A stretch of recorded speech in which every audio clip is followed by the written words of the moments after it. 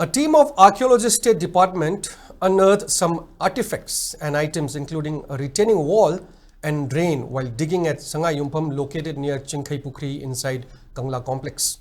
The items will be sent to Birbal Sahani Institute of Paleobotany in Lucknow for further study. Speaking to SKTV News over the phone, Assistant Archaeologist of State Archaeology Office Dr. Samuralatpam Sujata Devi, who was part of the team as excavation director, said the excavation was carried out after getting approval from Archaeology of India, Director of Arts and Culture K. Dinamani and Superintendent K. Shashikanta.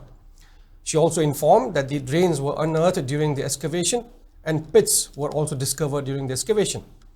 On digging about 1.5 feet under the drain, various broken pots were discovered along with coins with Victoria 1886 embossed on it.